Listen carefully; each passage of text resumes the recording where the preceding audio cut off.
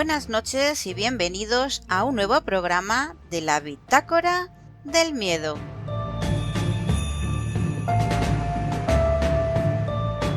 Un saludo de esta quien nos habla, Ana María Márquez.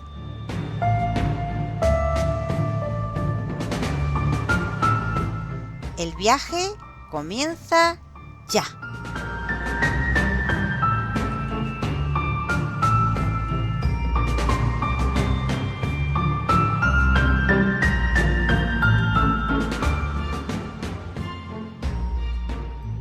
Qué alegría me da a mí, Toño, escuchar nuestra sintonía de la Bitácora del Miedo, porque eso pues significa, ¿no?, que vamos a estar con todos nuestros amigos pasando un ratito y disfrutando de todos esos temas que tanto nos gustan.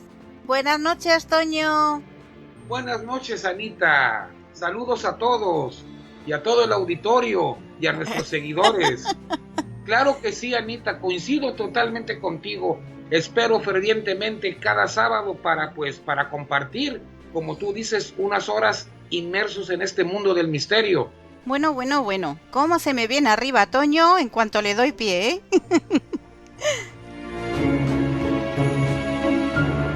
Hoy tenemos preparado unos temas muy misteriosos, pero vamos a comenzar con uno que tiene mucho que ver con una historia y una película muy famosa. Yo diría que una de las más famosas de las de terror que existen. Tú sabes que la película del Exorcista pues es una de nuestras favoritas, ¿verdad? Así es, Anita. Y si te digo, Toño, que 100 años antes de ese famoso caso que hizo a Peter Blatty escribir ese libro que más tarde se convertiría en la película del Exorcista, tan taquillera y tan famosa en todo el mundo, pues que ya existía, como digo, hace 100 años, un caso de idénticas características en una mujer en Chile, que fue el primer exorcismo de toda Latinoamérica? ¿Cómo te queda? Pues verdaderamente sorprendido, Ana. Yo la verdad no sabía o no tenía conocimiento de esta historia. ¿Qué te parece si os cuento la historia de Carmen Marín, la que llamaron la endemoniada de Santiago? Pues adelante, perfecto, y con muchos deseos de escucharla. Pues comenzamos.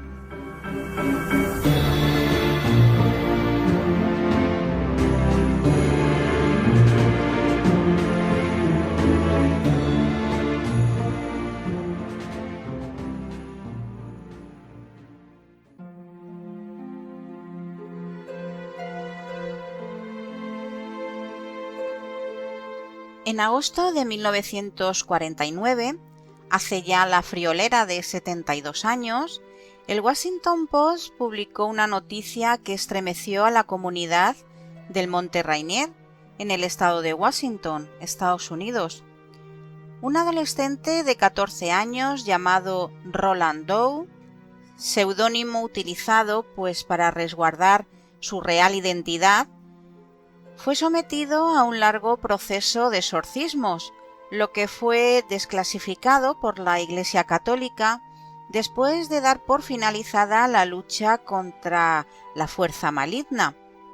Un joven, William Peter Blatty, leyó la historia en la portada del periódico y fue tal el impacto que decidió escribir la famosa novela que posteriormente se convertiría en un clásico del cine de terror.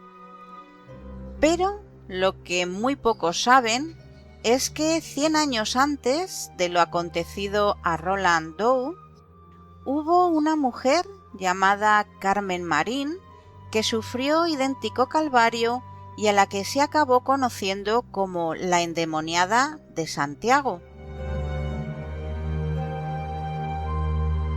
El caso de Carmen Marín, que dividió en su época a científicos y religiosos, fue el primer exorcismo en la historia de Chile y uno de los primeros hitos en el campo de la psiquiatría. Carmen Marín, una mujer que en el siglo XIX sufrió desde la niñez una serie de extraños síntomas que incluían violentos ataques convulsivos y cambios de apariencia y de voz, mientras profería insultos en latín, francés y alemán, por lo que, como digo, sería bautizada posteriormente como la endemoniada de Santiago. Los datos de la biografía de Carmen Marín están debidamente registrados en documentos de la época.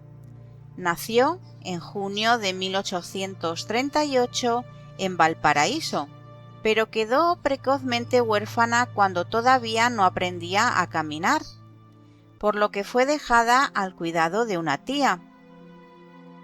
Después de cumplir los 12 años, cuando se encontraba internada en un hospicio de monjas, comenzó a vivir su calvario. Según relató a sus más allegados, se encontraba rezando, cosa que hacía a menudo, cuando sintió un inexplicable miedo. Más tarde, a medianoche, tuvo un sueño en que le pareció que peleaba con el mismísimo diablo. Tras despertar de la pesadilla, se levantó y atacó a sus compañeras de habitación. Las monjas del hospicio quedaron consternadas con este incidente, pues la niña había tenido hasta ese momento un comportamiento muy ejemplar. Llamaron entonces a un doctor, quien intentó inútilmente durante 2 meses curar su enfermedad. Las religiosas decidieron entonces devolver a Carmen al cuidado de su tía, quien después de un tiempo la dejó a cargo de su hermano. Pero la enfermedad de Carmen Marín solo empeoró con el tiempo. Fue tratada sin resultados por médicos, brujos y adivinos, siendo derivada después al hospital de Valparaíso. Allí, después de un año de tratamiento, intentó quitarse la vida. Después de pasar por otros recintos asistenciales y recibir toda clase de tratamientos, la joven terminó viviendo en el Hospicio de las Hermanas de la Caridad de Santiago. Allí debió compartir habitación con un niño enfermo, a quien sus padres hacían recitar el Evangelio de San Juan. Los encargados del lugar descubrieron entonces, con mucha sorpresa, que cada vez que el niño recitaba ese Evangelio, los ataques de Carmen Marín se detenían como por arte de magia. Las hermanas de la Caridad, conmocionadas por la regularidad de los ataques de la joven, llamaron al sacerdote José Raimundo Cisternas para que examinara a la joven. El religioso, en una misiva enviada al arzobispo, reconoció que en un principio atribuyó las historias que se contaban de Carmen Marín a una imaginación exaltada o a una enfermedad, y que incluso se burló de quienes creían en estas cosas. Sin embargo, tras visitarla por primera vez y presenciar uno de sus ataques, este sacerdote cambió de opinión y reconoció que era necesario estudiar a fondo el caso y convocar a numerosos doctores y religiosos para que descartaran o avalaran si se trataba o no de un caso verdadero de posesión diabólica. El testimonio que dejó escrito el padre Cisternas cuando vio por primera vez un ataque de Carmen Marín es impresionante. Decía así: Un momento después de comenzar, la enferma se agitó horriblemente. Levantó el pecho de un modo extraordinario. Formó un gran ruido con los líquidos que había en su estómago. Y cuando el evangelio iba en más de la mitad, dobló el cuerpo. Abrió cuanto pudo la boca. Tomó un aspecto verdaderamente horripilante y los cabellos se le erizaron. En una palabra, no parecía una criatura humana. No sé lo que pasó entonces por la mente de mis compañeros. Yo, por mi parte, puedo asegurar que la sangre se heló en mis venas, y tuve que hacer un esfuerzo para presenciar la conclusión de tan nunca visto acontecimiento. Después de la visita de Cisternas, otros religiosos y científicos también examinaron a la joven, y todos quedaron conmocionados por la naturaleza de sus ataques. Carmen Marín era calificada como una joven honesta, inocente y candorosa, pero cuando comenzaban los ataques se convertía en un ser violento y burlón, que profería con deleite groserías y obscenidades. Su voz también cambiaba, del tono dulce y femenino pasaba a hablar con una voz masculina que hablaba de Carmen como si fuera otra persona y se identificaba a sí mismo como el diablo. Cuando experimentaba sus convulsiones, tal como relató el padre Cisternas, la joven levantaba el pecho de forma extraordinaria. Su vientre se hinchaba y su estómago sonaba como si alguien agitase un barril lleno de líquido. Además, hacía gala de una fuerza hercúlea que no se correspondía con su frágil contextura, ya que ni entre 5 hombres podían inmovilizarla. Los relatos también afirman que pese a tener los ojos cerrados, era capaz de ver lo que se hacía en su presencia, incluso a sus espaldas, y durante los ataques era capaz de comprender diversos idiomas y responder con exactitud las preguntas que en ellos se le formulaban. Cuando alguien decía alguna oración o salmo en cualquier idioma, reaccionaba con furia y se daba golpes contra el suelo, con tal violencia que era imposible que la cabeza más dura hubiese podido resistir un solo golpe sin hacerse pedazos, mientras que ella no sentía nada. Asimismo, cuando alguien cantaba un himno sagrado, ella seguía la entonación con furor, eso sí, cambiando las palabras sagradas por palabras obscenas. Por el contrario, mientras alguien cantaba una canción profana, ella se reía manifestando un desvergonzado regocijo. Los doctores que examinaron a Carmen Marín no entregaron resultados concluyentes. El doctor Andrés Laiseca, por ejemplo, que la visitó solo por 15 minutos, sentenció que padecía una enfermedad histérica e hizo énfasis en que se trataba de una mujer soltera, de temperamento sanguíneo nervioso y de idiosincrasia uterina. Por su parte, el doctor Vicente Padín, quien ya había tratado a Carmen con anterioridad, sostenía que no podía clasificarse el caso entre las afecciones conocidas o en las aberraciones de estas. También un doctor español, Benito García Fernández, la visitó y admitió la hipótesis de que Carmen Marín fuese una endemoniada, basándose en los criterios establecidos en esa área por varias autoridades médicas. Por lo pronto, los tratamientos del padre José Raimundo Cisternas derivaron en el primer caso de exorcismo documentado en Chile y de toda Latinoamérica. De hecho, el religioso Cisternas entregó informes periódicos al arzobispo de la época, Rafael Valentín Valdivieso, documentos que después fueron reunidos en un libro que publicó bajo el título Relación hecha al señor arzobispo y que forma parte en la actualidad de los archivos de la Biblioteca Nacional de Chile. Por su parte también hubo detractores. Leighton, historiador de la Universidad de Chile, afirma a día de hoy que todos los hechos descritos como sobrenaturales por la Iglesia de la época intentaron ser explicados científicamente por los médicos que estudiaron su caso, en paralelo a las investigaciones que hizo el arzobispado. Por ejemplo, los insultos en diversas lenguas fueron atribuidos a las misas diarias en latín que Carmen Marín oía en el hospicio o en sus vivencias en el puerto de Valparaíso, durante algunas de sus fugas, donde se relacionó con prostitutas y marineros, muchos de ellos franceses y alemanes. Y con respecto al efecto sedante que sobre ella tenía la lectura del Evangelio de San Juan, este historiador de la Universidad de Chile sostiene que uno de los médicos que la trató, el doctor Manuel Antonio Carmona, lo interpretó como una consecuencia de un amorío, posiblemente un caso de abuso sexual que mantuvo con un hombre llamado Juan, que conoció en su paso por una casa patronal.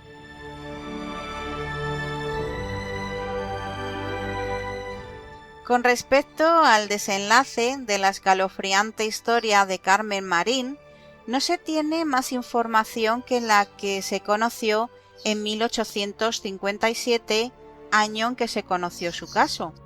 Sin embargo, algunos aseguraron que Carmen Marín fue finalmente sometida a un exitoso exorcismo por la Iglesia Católica y que su duro trance llegó a su fin. Los religiosos que la atendieron habrían relatado que el demonio, antes de marcharse del cuerpo de la mujer, profirió amenazas y prometió volver dentro de 1 año y medio.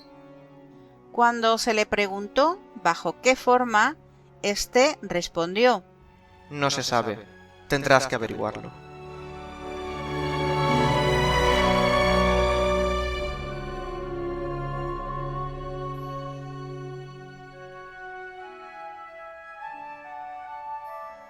Apasionante el tema de la endemoniada de Santiago. ¿Y qué te parece, Toño, la explicación de que los insultos en diversas lenguas fueron atribuidos a esas misas diarias en latín que Carmen Marín oía en el hospicio, o incluso esas vivencias, ¿no?, en el puerto de Valparaíso, donde decían que se había relacionado con prostitutas y marineros, muchos de ellos franceses y alemanes, y que de ellos pues había cogido, ¿no?, esos insultos y esas frases que sabía decir en esos idiomas? Pues mira, Anita, el relato sorprendente, impresionante, de acuerdo a los testigos, de acuerdo a las descripciones de la gente que lo vivió, ¿no? Aquí yo dividiría esto en 2 cosas. Uno, el hecho mismo, ¿no? El caso de exorcismo, y estamos hablando de lo sorprendente que exactamente 100 años después se hizo lo de la película, ¿no?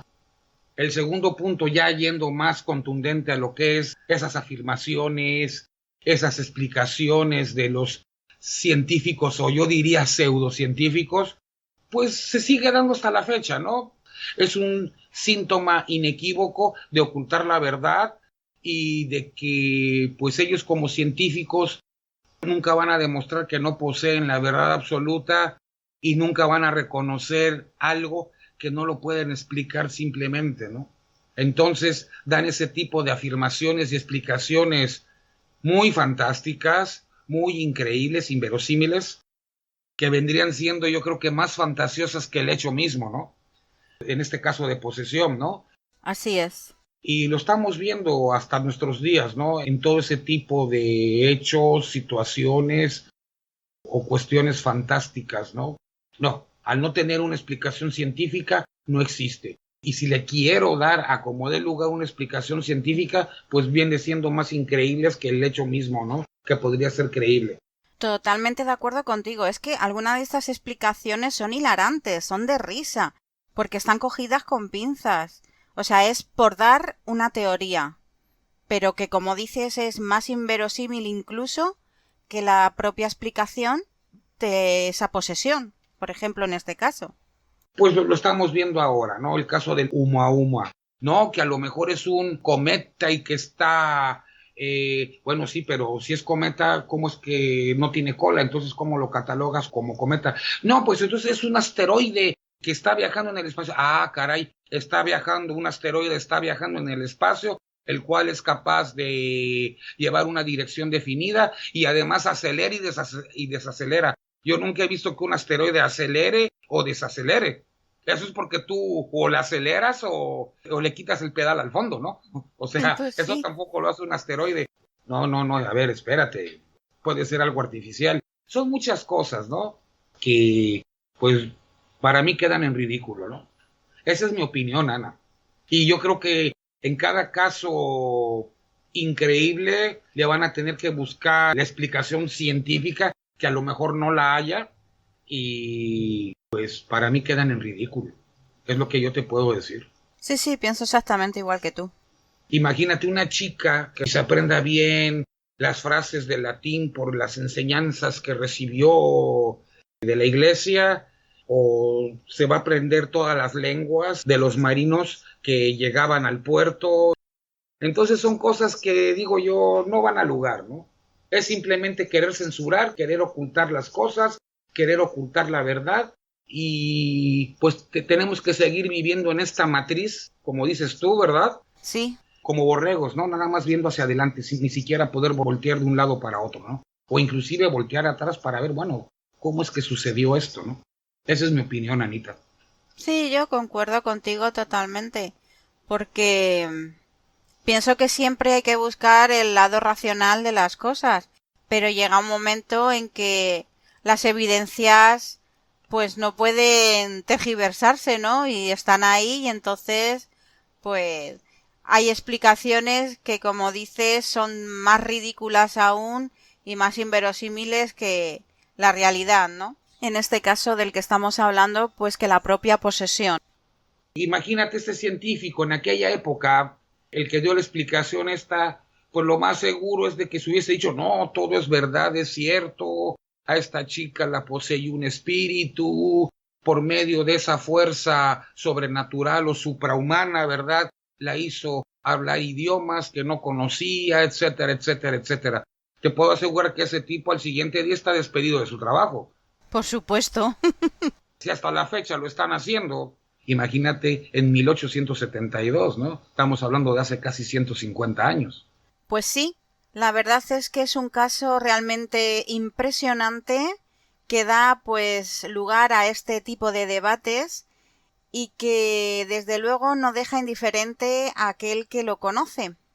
No, sí, definitivamente muy interesante, impresionante, y que pues yo creo que de acuerdo a todo esto que nos relataste, Ana, pues aquí para mí la realidad supera la ficción. Pues sí. Bueno, pues nosotros continuamos con más temas aquí en la Bitácora del Miedo. Al otro lado de la realidad, en la Bitácora del Miedo, desde Radio Bitácora.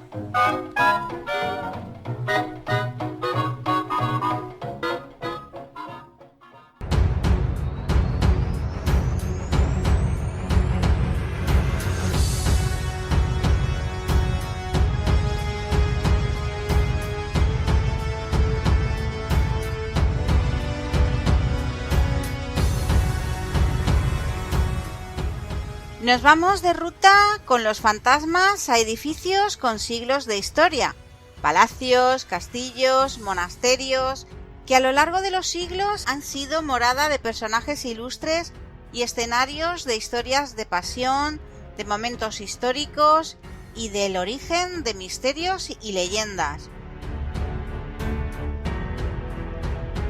Fíjate, Toño, que estos edificios y paradores, pese a guardar cierto secretismo sobre su pasado, esconden fascinantes historias de fantasmas.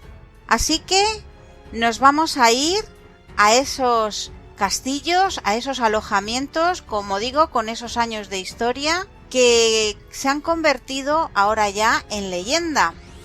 Y a esto le hemos llamado huéspedes sin rostro.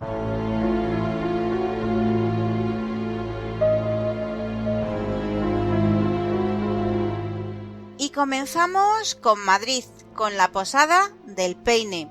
A las puertas de la Plaza Mayor, en la calle de las Postas, aún se alza un edificio singular que acoge entre sus muros historias y anécdotas de algún que otro fantasma. Como digo, es la famosa Posada del Peine, el hotel más antiguo y famoso de Madrid. En él se alojaron todo tipo de huéspedes, los más adinerados en las habitaciones más espaciosas, mientras que las interiores sin baño y para compartir las ocupaban las clases más bajas. Debe su nombre al peine que colocaban en las habitaciones, el primer amenity ofrecido en el país, y estaba atado a una cuerda para que no lo robaran. Juan Posada fue el fundador de este legendario hostal que suscitó un célebre dicho: esto parece la Posada del Peine. ¿Quién no ha escuchado, no, ese refrán, sobre todo los que somos de Madrid, Yo se lo he escuchado pues a mi abuela, a mi madre y ahora pues mis hijos me lo escuchan a mí decir también de vez en cuando, ¿no? Entre sus huéspedes más célebres están la viuda de Gustavo Adolfo Bécquer y el pintor José Gutiérrez Solana. A lo largo de su historia se han ido haciendo numerosas modificaciones y se han añadido nuevos edificios contiguos al original. En 1892, con motivo del 4º centenario del descubrimiento de América, el edificio más antiguo fue coronado con un templete y un reloj del que hoy solo se conserva su esfera. La última remodelación hizo que se abriera a principios del 2006, rebautizado como Petit Palace Posada del Peine. El que 3 edificios se unieran hizo de la Posada del Peine una amalgama de laberintos y vericuetos a través de los cuales era fácil perderse, pero también esconderse. Incluso facilitaba correrías nocturnas a través de esas habitaciones que estaban comunicadas entre sí. Y por eso nos vamos a ir hasta la famosa habitación 126. Narra la leyenda que en una pared de dicha habitación, en un armario que hacía las veces de alacena, había una puerta con unas escaleras que daban acceso al piso superior. Su estrechez era tanta que una persona pasaba a duras penas, pues se cuenta que dicho lugar era utilizado para esconder a fugitivos, para reuniones clandestinas, pero también para ocultar a quien quisiera pasar desapercibido e incluso hasta para amantes. Además de este misterio de la habitación 126, se dice que esta habitación tiene su propio fantasma. Al menos se ha manifestado en muchas ocasiones. Existen los relatos de una camarera y un huésped que afirman haberse encontrado con una señora vestida de negro. Muchos especulan que quizás es el fantasma de una inquilina que jamás salió del alojamiento, quizás porque estaba oculta para que nadie la descubriera y acabó allí sus días.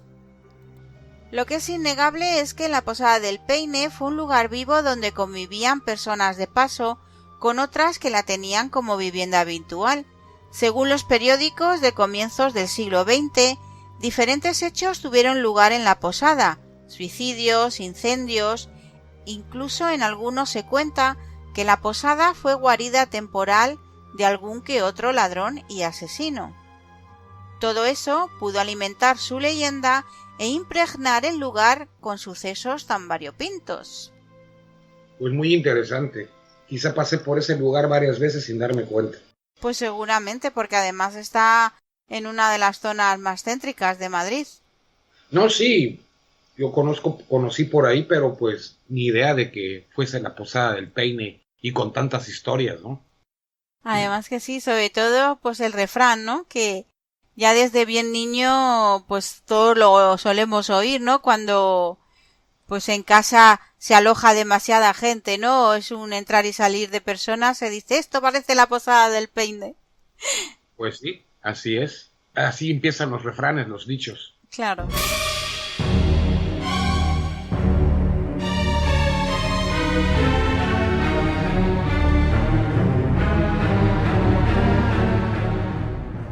Pues bueno, Ana, viniendo a México está el Hotel Mesón de Jovito, en Zacatecas. Este es un edificio histórico en el centro de Zacatecas, pues que se construyó en la época de la colonia, en el año 1700, y que originalmente era un albergue de comerciantes que pagaban con intercambio de semillas para pasar la noche. Ahora sí que también una posada, ¿no? Ahí junto con sus animales. Se dice que está habitado por espíritus y que es común que ocurran sucesos paranormales en la habitación 107, que perteneció a Don Jovito. Es exactamente la habitación 107 de este hotel de 5 estrellas donde ocurren los sucesos paranormales. Y es que justo ese cuarto le perteneció en algún tiempo a Don Jovito, que durante muchos años fue el vigilante de este, y que aún después de muerto se niega a abandonar el lugar. O sea que le gustó su trabajo. Sí. Sus manifestaciones no son peligrosas, pero sí muy aterradoras, pues mientras los huéspedes duermen, la televisión se enciende, y se apaga autónomamente, ¿no? O sea, sin origen y sin control alguno. Las ventanas se abren, les tiran de las sábanas, los candiles se columpian y para los más infortunados, don Jovito se les presenta cuando ellos se miran en el espejo, apareciendo justamente detrás de ellos. Pues vaya susto. Guau. No, pues imagínate, estás tú ahí afeitándote o algo a las 5 o 6 de la mañana y de repente tienes ahí una carota a un lado y ¿quién es, no? Mínimo te da azúcar, claro que sí. La actividad paranormal también ocurre fuera de la habitación de don Jovito, pues tanto visitantes como trabajadores dicen sentirse observados o espiados, ¿no? Por una fuerza que no es de este mundo. Lo que es verdad es que la habitación 107 es una de las más solicitadas de todo el hotel por aquellos viajeros amantes de lo sobrenatural que buscan confrontar el alma en pena de don Jovito.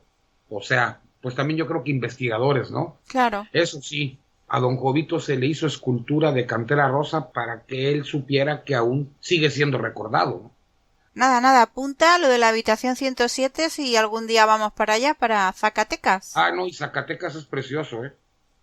Pues nada, Precioso. habrá que apuntarlo en la libretica esa negra que tenemos, donde apuntamos ahí todos los lugares que tenemos que visitar. Definitivamente es un lugar forzoso a donde ir. Bueno, pues volvemos a España y nos vamos al Parador de Limpias en Cantabria.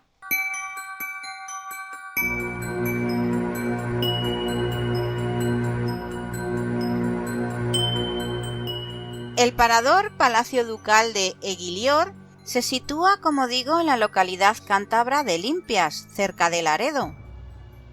La construcción del palacio se remonta a principios del siglo XX.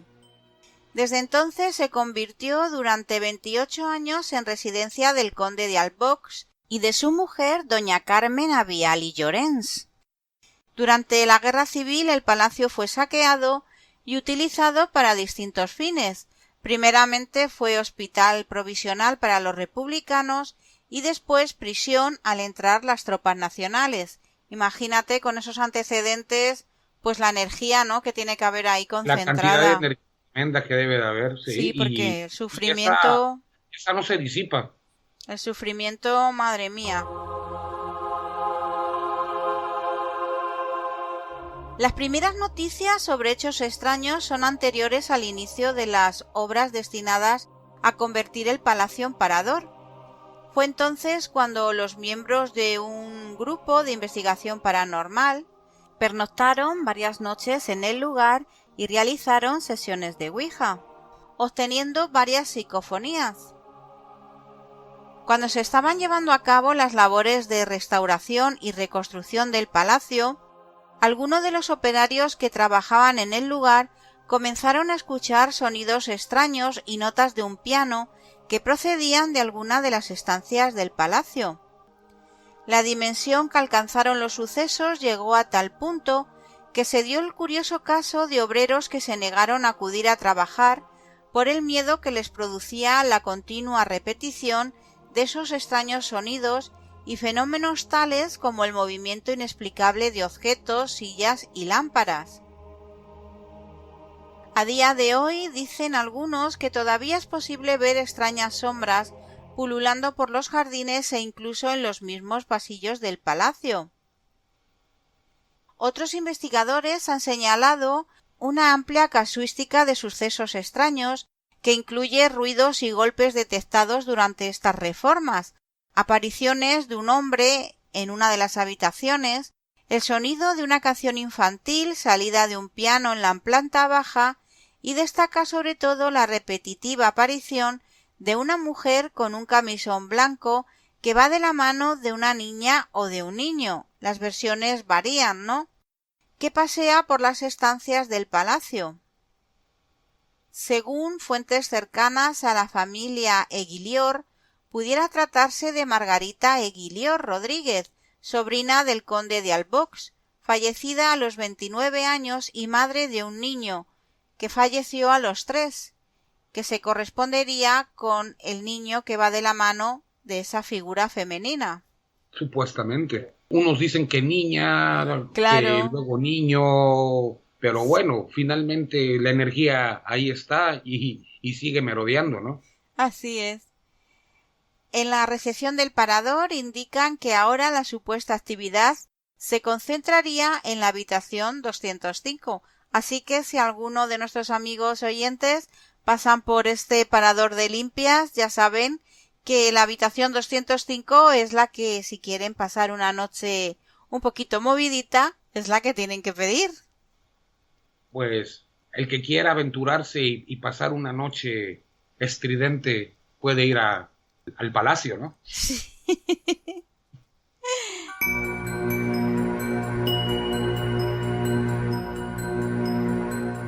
Pues bueno, Ana, aquí siguiente parador es el Hotel Posada San Francisco.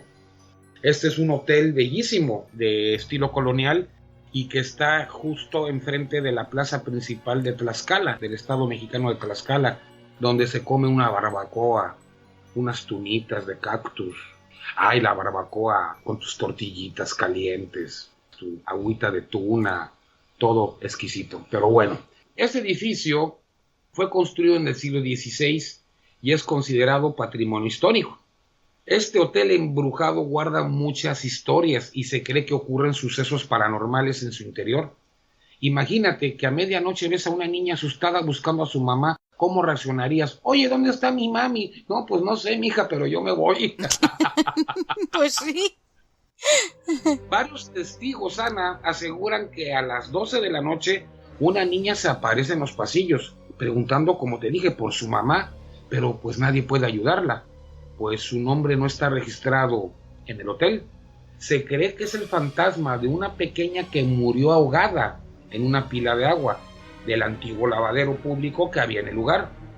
Pero esta niña no es el único espíritu que habita el hotel. También se escuchan las voces de una pareja de enamorados que el destino separó justo antes del día de su boda. Vaya. No, pero ese de la niña está horrible. Sí, sí. No. Quita. Qué yuyu. Aunque no me importaría ir y hacer algún tipo así de investigación en el lugar. Yo mejor me voy a ir a comer barbacoa y tortillas calientes. Claro, y yo me quedo en el hotel con la niña. ¡Qué cara! Ay, cuidas a la niña, Ana. Claro.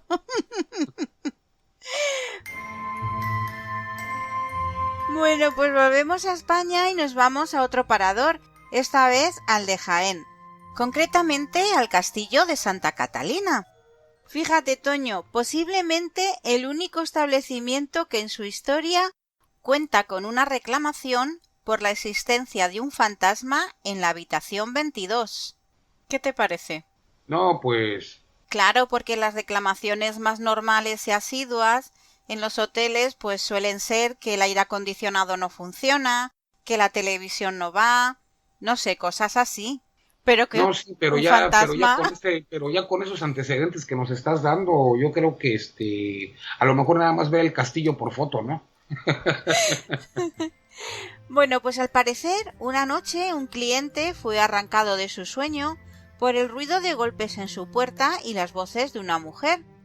En 1984, un equipo de parapsicólogos realizó un estudio en el lugar y llegó a la conclusión de que esas voces no podían ser de otra persona que las de una joven que murió de mal de amores siglos atrás. Ya sabes que estos lugares, estos castillos, pues claro, tienen una leyenda detrás, pues de estas damas, ¿no?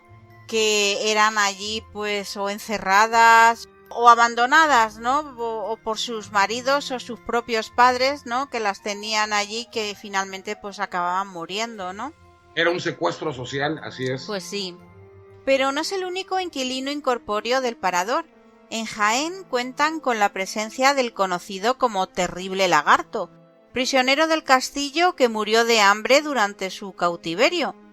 Ahora se pasea tranquilamente por los salones y aprovecha las tardes de sobremesa para adoptar la forma de los clientes del parador.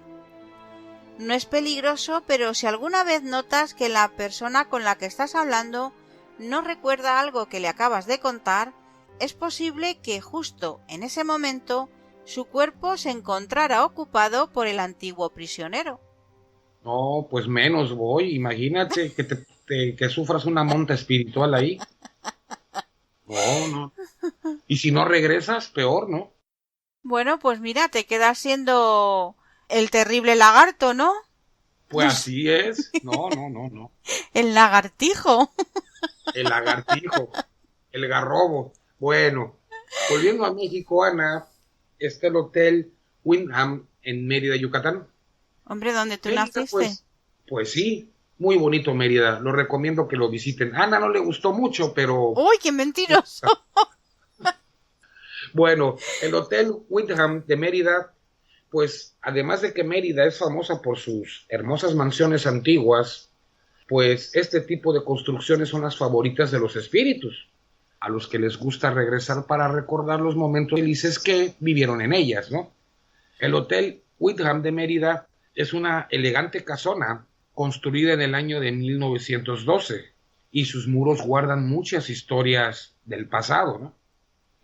Muchas de esas casas de los antiguos y grandes hombres, pues para mí eran señores feudales del Enequén, ¿no? Esas que hay ahí en el Paseo de Montejo son impresionantes. Ahora sí que tú que las conociste, yo creo que sí sería bueno que le recomiendes al auditorio, ¿no? A nuestros seguidores que cuando tengan oportunidad lo conocieran. Yo sé que les va a gustar. Pero bueno, algunas personas que se han quedado en el hotel, Ana, cuentan que vieron a un hombre anciano que desaparece en las noches, rondando por la propiedad y da la impresión de que está buscando algo.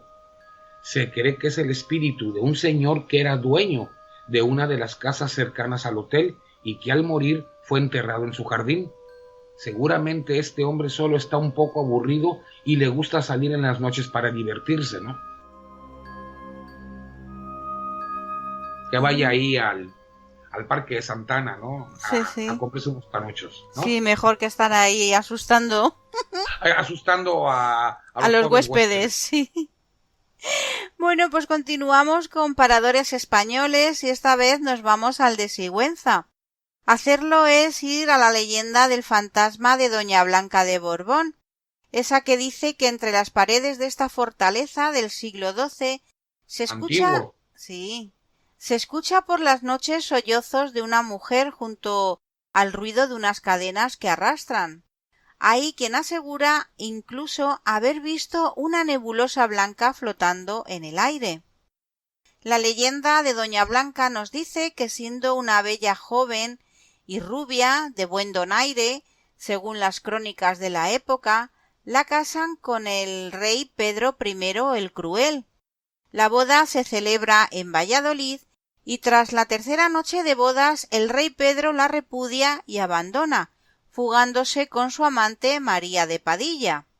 El monarca, para tenerla controlada, la mandó enclaustrar en el castillo de Sigüenza durante 4 años. Después de ese tiempo, el rey ordena su traslado a Jerez y más tarde a Medinasidonia, donde muere muy jovencita, parece ser que en extrañas circunstancias. Algunas leyendas hablan de que fue envenenada, otras de que habría muerto de un ballestazo en el corazón, aunque lo probable es que fuera a manos de los ejecutores del rey, que solían ultimar a sus víctimas de un mazazo en la cabeza. Cuentan que al haber pasado 4 años en el castillo de Sigüenza, triste y mal casada, su fantasma habría regresado aquí tras su muerte. De su estancia en el castillo queda una pequeña celda con una silla y un escritorio situada en el salón de Doña Blanca, en el ala derecha del parador, donde sólo los huéspedes pueden llegar a ella durante una visita que organiza el parador cada día a las 5 de la tarde. Se cuenta que en innumerables ocasiones ha sido vista una especie de neblina que flota en el aire y que suele deambular por los salones, estancias y corredores. Muchos dicen que la presencia es la de una mujer y que creen que puede ser el espíritu de Doña Blanca, cuyo dolor está ligado aún a este mundo. Muchos trabajadores del parador y algún que otro visitante han confirmado haber visto a esta extraña presencia. Sin embargo, muchos opinan que el posible fantasma que deambula por el lugar no es el de Doña Blanca, porque ésta murió en Medinasidonia y no en el castillo. Dicen que se trataría del espíritu de don Bernardo de Agen, un eclesiástico aquitano de la Orden de Cluny, líder militar de la Reconquista de Sigüenza y primer obispo de su diócesis. Su cuerpo sí que se encuentra enterrado en este municipio. Existen varios testimonios como el que se encuentra en el folleto del Parador. Comentan que con motivo de una convención se desprendió la pantalla del proyector. El monitor bromeó diciendo que podría ser ocasionado por el fantasma del Parador. Curiosamente, al día siguiente, los participantes fueron nuevamente sobrecogidos por un nuevo e insólito desprendimiento del mismo panel. Entre las reseñas de los clientes del Parador de Turismo de Sigüenza, recogidas en distintas páginas web de reservas hosteleras, hemos podido encontrar estos testimonios. Reservamos por teléfono una habitación doble en el Parador, y al llegar no tenían nuestra reserva. Nos ofrecieron por unos 10 euros más la habitación de la torre. Aceptamos. ¿Cuál fue nuestra sorpresa al ver la habitación? Era totalmente medieval, y en la mesilla había un escrito sobre el fantasma que allí habitaba. La hija de un rey, que fue encerrada en la torre y vagaba durante siglos. Nuestra estancia era de fin de semana. Todo maravilloso, el castillo muy bien conservado. Lo único, el ruido de la habitación de arriba. Se escuchaban los pasos, la puerta, correr muebles. Al principio pensábamos que era algún grupo de visita, pero al escuchar correr los muebles pensamos que eran los empleados del Parador. Cuando fuimos a pagar la cuenta el domingo por la mañana y nos preguntaron qué tal la estancia desde el viernes, comentamos que todo maravilloso. El pueblo, la comida, en fin, todo menos el ruido que se escuchaba en la habitación de arriba durante toda la noche. ¿Habitación de arriba? Si encima de la habitación de la torre no hay nada. Nos quedamos de piedra. O como este otro testimonio de una huésped que se alojó con su esposo en una de las habitaciones del Parador. Ya en la habitación y después de dormirse mi marido, me quedé viendo un poco la tele. Echaban una película de miedo, que ya había visto un par de veces, pero allí en el castillo tomaban otro cariz las escenas. Apagué la luz, sentí algo de frío aunque era verano, pero me tapé con la sábana y la colcha, y noté como unas sombras negras se paseaban descaradamente sobre mí. Pensé que esto era imposible, pues la habitación estaba completamente oscura y no entraba ni un ápice de luz. En fin, no le di demasiada importancia y pensé que eran los efectos secundarios de la película que acababa de ver. Al poco tiempo noté un pellizco en la pierna y me dije, ¿a que se me ha dormido? El siguiente pellizco que noté fue en la nalga y pensé que mi marido me estaba gastando una broma. Encendí la luz de la mesilla de noche y vi a mi marido dormido, pero al apagar la luz al poco tiempo volví a sentir un pellizco un poco más fuerte que los anteriores y comencé a frotarme en las piernas para ver si entraba en calor. De repente una gran bola blanca y transparente se acercaba y retrocedía muy deprisa. Inmediatamente me tapé la cabeza con la ropa de la cama. Quedé ahí dentro, como queriéndome proteger.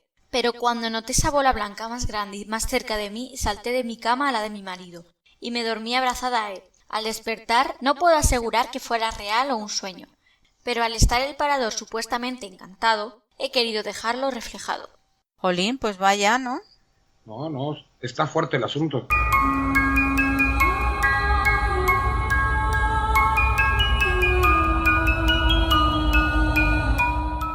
Pues bueno, Ana, regresando a México, regresamos al Hotel California en Baja California Sur. El Hotel California, pues es uno de los hoteles más legendarios de México, y además del mito de que inspiró la famosa canción de la banda The Eagles de California. Sí, una canción ya mítica, vamos. Sí, así es. El Hotel California guarda historias y secretos que tienes que conocer. El edificio donde ahora está el hotel, que existe desde 1932, antes era una gasolinera y tienda miscelánea en la que vendían artículos a los viajeros que pasaban por el pueblo. En 1950 fue convertido en un bonito hotel con estilo del viejo oeste, que tiene alberca, lo que ustedes le llaman piscina, restaurante y un bar. Cuenta la leyenda que algunas noches se aparece una chica llamada Mercedes, que da la bienvenida a los huéspedes. Habla con ellos y después los invita a tomar un trago al bar. Al día siguiente, cuando preguntan por ella, salen con la sorpresa de que Mercedes no existe y se trata de un fantasma. Vaya. Vaya, lo bueno es que encima es un fantasma que te invita a tomar algo, ¿no? No, sí, definitivamente es un fantasma con muchas relaciones públicas, Sí, sí. definitivamente. Pues sí. Bueno, pues nos vamos a ir ahora hasta Pamplona, al Hotel La Perla. Fíjate, Toño, que corren rumores en la ciudad de Pamplona de que en el céntrico y famoso Hotel La Perla y por esos pasillos que un día recorrieron personajes como el rey Alfonso XIII, el virtuoso violinista Pablo Zárate, Charles Chaplin y Orson Welles, o en la misma habitación, por ejemplo, en la que descansó Ernest Hemingway cuando llegaban los Sanfermines. Pues además de todos estos personajes que allí se hospedaron, pues hay un huésped que comienza a restarle fama a todos estos. Pero claro, Vaya. este es un huésped un poco especial, ¿no? Si nos vamos a su historia, se construyó en 1881 como un edificio de viviendas para luego convertirse en el segundo hotel más antiguo de España, tras el Hotel Oriente de Barcelona. En los 3 siglos ha visto pasar de todo y se ha generado pues un sinfín de fenómenos paranormales. Se reabrió en 2007 y desde entonces son varios los empleados que comentan haber visto una extraña sombra en varias de las plantas del edificio y en las escaleras. Los testimonios de algunos huéspedes apuntan a que tuvieron que pedir que se les cambiase de habitación porque eran molestados en mitad de la noche. Escuchaban como alguien llamaba a la puerta y al abrir esta allí no había nadie. También grifos que se abrían solos e incluso sombras desfilando por los largos pasillos y entrando en algunas de las habitaciones. Algunos llegaban a verlos a los pies de su cama cuando se despertaban. Es precisamente el personal que trabaja en el hotel quien habla de todos estos casos y de esas sombras que vagan por el mismo. Pues no es para menos, ¿no? Desde No es luego. para menos. Pues lo clásico de los lugares que almacenan o absorben mucha energía, ¿no?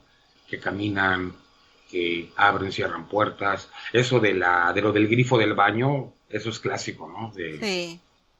Oyes agua y y no hay nadie, ¿no? En fin, muy interesante. Todo empieza con lo típico, con las remodelaciones. Ya hemos visto que eso es, vamos, un sine qua non para que se den los fenómenos paranormales en cualquier lugar. Es una Lugar, detonación, sí, es una sí, sí. detonación. Lugar que comienza con una remodelación, lugar que despierta pues todos Yo creo que estos como que no les fenómenos. gusta, ¿no? Como son seres que son arraigados, como que no les gusta que se metan Con su espacio, que se lo con su, cambien con o... su espacio, no sé a qué se le Sí, pudiera llamar, algo tiene que haber, sí que es pero verdad. definitivamente es algo detonante, ¿no? Y lo que también me llamó mucho la atención ahí en la ciudad de Sigüenza, no sé, eso, aparte de cuestiones paranormales, cuestiones de espíritu, en algo que comentaste de la presencia de neblina, ¿no? Eso sí me llamó mucho la atención. Eso inclusive pudiera ser hasta un portal dimensional, ¿eh? Ve tú a saber. Eso sí está muy interesante. Que luego dicen que parte de los efectos paranormales o de los eventos que sucede es la presencia de una neblina. Eso me llamó mucho la atención. Eso es clásico de una puerta dimensional. Bueno, también puede ser que a lo mejor este tipo de entidades no son capaces de llegar a formar su figura de forma sólida, entonces se presentan pues en forma de neblina porque no llegan a constituirse y adquirir, ¿no?, esa forma de persona, esa forma humana. Pudiera ser. Ahí sí sería digno de una investigación. Pero Desde bueno, luego que sí. muy interesante. Así es, Anita. Pues bueno, pues hemos hecho un pequeño recorrido por todos estos lugares. Hay cientos, miles, no sé cuántísimos habrá, ¿verdad? De hoteles, Definitivamente. paradores, hostales. E inclusive en hoteles de gran turismo, ¿no? Por ejemplo, este del Hotel Windham de Mérida, ese es un hotel de gran turismo, o sea, no sé, pero la noche debe de andar cerca de los $200 la noche, ¿no? Claro. Que eso para México es mucho dinero. Bueno, para México y para España, déjate. Aunque eso sí, los fantasmas no saben de dinero. Es que son fantasmas fifís elitistas. Eso sí. Espero que nuestros amigos oyentes nos disculpen estas pequeñas risas que para nada desmerecen la seriedad del tema, que como saben siempre tratamos estos temas porque además creemos en ellos. Bueno, definitivamente. Nosotros lo dejamos aquí. Espero que les haya gustado a nuestros amigos oyentes y si quieren pues ampliar la lista o si conocen, ¿no?, algún otro que ellos hayan ido y tengan su propia historia, que nos la dejen, ¿no?, en nuestro correo en labitácoradelmiedo@gmail.com o incluso en nuestro grupo de Facebook o en nuestras propias cuentas, como ellos quieran. Vamos, que no tienen ningún problema. Bueno, definitivamente. Pues nosotros seguimos con más cositas aquí en la Bitácora del Miedo. Al otro lado de la realidad, en la Bitácora del Miedo, desde Radio Bitácora.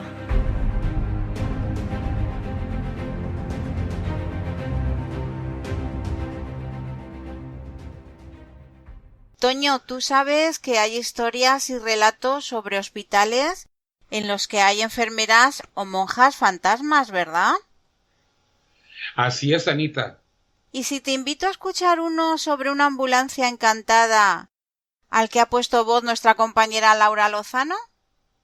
Me parece muy bien. Me apunto. Pues vamos a escucharlo y luego me dices qué te ha parecido. Adelante.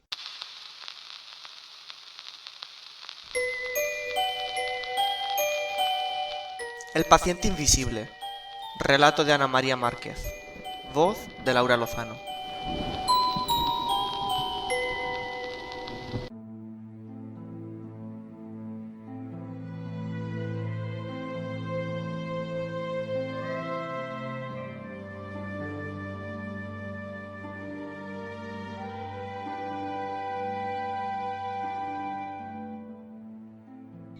Recién estrenaba título, técnico de emergencias sanitarias, y trabajo. La empresa de ambulancias para la que iba a trabajar tenía una ambulancia encantada, la plataforma 13. Muchos técnicos de emergencia tenían historias al respecto, y ya se ocuparon todos ellos en contármelas con pelos y señales. Si lo hicieron para meterme miedo y reírse del nuevo, les salió el tiro por la culata, porque yo nunca le di mucha importancia a las cosas paranormales. O así fue al menos hasta que tuve mi propia experiencia con la plataforma 13. Habíamos comenzado la jornada con un aviso de infarto, al que siguieron una caída de una anciana en su propio domicilio y un coma diabético de una mujer de edad media en su puesto de trabajo. El trabajo en la comunidad rural en la que trabajaba era así, y otros en los que ver el ganado pastando en los prados era lo más extremo de la jornada. Recuerdo que serían alrededor de las 3 de la mañana. Todo estaba oscuro como boca de lobo y completamente silencioso. Mi compañero y yo dormíamos sentados en nuestros respectivos asientos.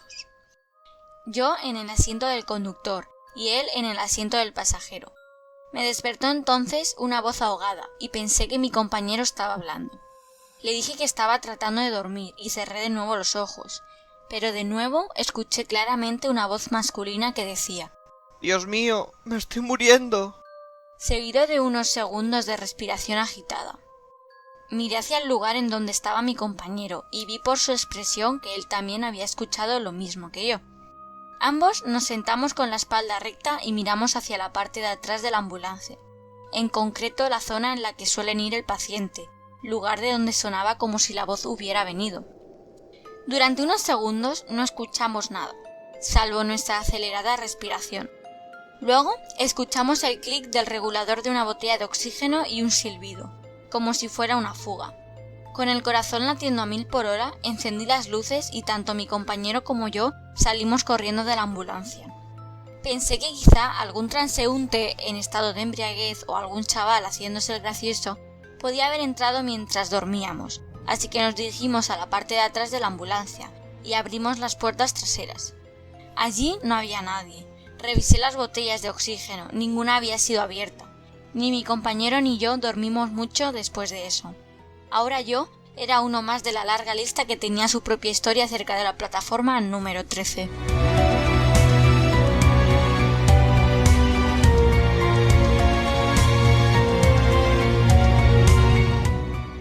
¿Qué te ha parecido, Toño? Pues la verdad me ha puesto los pelos de punta. Y como has comentado, que es lo más normal, pues, de esta actividad paranormal que se ve en edificios como hospitales, asilos, se ha visto lo que son, por ejemplo, iglesias. Pero en una ambulancia nunca lo había yo escuchado, honestamente. Sí, porque enfermeras fantasmas tenéis como el caso de la planchada, ¿verdad? Así es, Anita. ¿Podrías contarnos un poquito así el caso por si alguien no lo conoce? Claro que sí. La leyenda de la planchada es probablemente una de las más populares de México, y difundidas, obviamente. Narra la historia de Eulalia, una chica joven, guapa, que siempre demostró un gran profesionalismo y diligencia. Profesaba una dedicación que a veces iba más allá del solo deber, y ni hablar de su inigualable apariencia, siempre muy limpia y con el uniforme blanco, perfectamente planchado. De ahí el sobrenombre de la planchada. Cuando un nuevo médico ingresó al cuerpo de personal, Eulalia lo conoció y quedó inmediatamente enamorada de él. Y a pesar de los fuertes rumores respecto a las costumbres que tenía este doctor de coquetear con otras enfermeras, se hicieron novios. Eulalia se sentía la mujer más dichosa del mundo, y al pasar un tiempo, el doctor le pidió matrimonio. Antes de la boda, el doctor debía partir a un seminario de 15 días, prometiéndole que a su regreso se casarían de inmediato. A los pocos días de la partida del doctor, un enfermero se acercó a ella para confesarle algo que ya todos sabían, que el doctor renunció a su cargo y en realidad había partido de luna de miel con su ahora esposa. Lo de siempre, ¿no? El interesado o interesada es el último en enterarse. Pues sí. A partir de esa decepción amorosa, Eulalia jamás volvió a ser la misma. Malhumorada y llena de amargura, atendía con desprecio e indiferencia a los enfermos, al grado de cometer negligencias. Con el paso de los años, también cayó enferma, lo que le sirvió para arrepentirse del maltrato que por décadas le dio a los pacientes. En lo profundo de su soledad, la reflexión le ablandó el corazón. Se arrepintió de haber sido tan mala enfermera y falleció con el profundo anhelo de enmendar de alguna forma sus errores. Otra versión pues dice que se suicidó por aquel desamor. Tras la muerte de Eulalia, surgieron cientos de testimonios de gente hospitalizada quien dijo haber sido atendida por una mujer con las características inconfundibles de Eulalia, la planchada. Personal del hospital también dicen haberla visto entrar o salir de la habitación de un paciente e incluso haber sido despertados por el espíritu de Eulalia cuando dormían en sus turnos tocándoles el hombro. Es una leyenda que empieza triste, pero que bueno, afortunadamente al final esta mujer pues parece ser que ayuda, ¿no?, a los enfermos. Pues sí. Curiosamente, Toño, el mismo modus operandi se produce en hospitales de otras partes del mundo, ya sea con enfermeras o con monjas. Fíjate, estoy recordando el caso de la monja del vaso con agua, o llamada también la monja del San Juan de Dios. Y es que este es un fantasma legendario del folclore costarricense, que según la leyenda, pues se pasea por los pasillos de este hospital, que es el más antiguo de Costa Rica. Y eso sí, lleva en la mano un vaso con agua que ofrece a los enfermos. Vaya. Según la leyenda, se trata del alma en pena de una religiosa que en vida negó este último deseo a un moribundo, razón por la cual quedó maldita y su espectro, desde entonces, se pasea por las noches por los pasillos del viejo hospital, ofreciendo a los enfermos el vaso con agua que en vida pues negó. La leyenda cuenta que aquellos que beben del vaso sanan milagrosamente, mientras que otras versiones dicen que ante el miedo que la aparición produce, nadie acepta el vaso, por lo que el alma de la monja no puede descansar. Pero fíjate, es que en Costa Rica, Toño, existe otro edificio donde se asegura que se aparece no uno, sino varios fantasmas de monjas. Es ni más ni menos que el Sanatorio Durán, antiguo nosocomio del siglo pasado que albergaba enfermos de tuberculosis y que por un tiempo fue administrado por las Hermanas de la Caridad. Durante la época en que este sanatorio estuvo activo, algunos enfermos reportaban la aparición de fantasmas de monjas que les atendían en sus camas y les daban cuidados. Y claro, no puedo dejar atrás España, ¿no? Tenemos nuestra propia monja y concretamente es en el Hospital Puerta del Mar en Cádiz. La leyenda de este centro hospitalario dice que en abril de 1991 una religiosa fue la causante de un incendio que no se cobró ninguna víctima, pero sí que ocasionó muchísimos daños materiales. Fueron sus propias compañeras las que la señalaron como la causante del incendio. Terminó colgando los hábitos y tiempos después regresaría a este hospital como enfermera, pero su temperamento y su comportamiento habían cambiado. Era una persona muy irascible y además enseguida se alteraba. Se cuenta que al morir comenzó a manifestarse en este hospital y se la ve con un pañuelo en la cabeza y la bata típica de las tareas sanitarias. Los testimonios apuntan a que se han encontrado con ella en ascensores y pasillos del hospital. Como dices, hay muchos casos y todos ellos son muy parecidos. Como por ejemplo en Monterrey, aquí en México, donde circulan leyendas acerca de la Clínica 25. Aquí en México las clínicas de la seguridad social, la seguridad sanitaria, son numeradas, ¿no? Las cuales aseguran que la maldición cae sobre algunos pisos de este inmueble.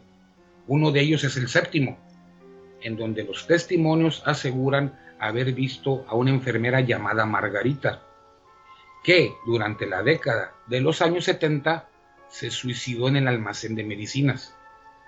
Desde ese momento, todos los pacientes que ingresaban al piso 7 misteriosamente no mejoraban y repentinamente morían, aunque fueran ingresados por una gripa mal cuidada.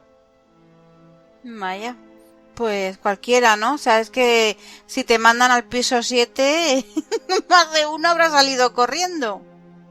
Bueno, y que no sea el 13, si es que es un hospital muy grande, ¿no?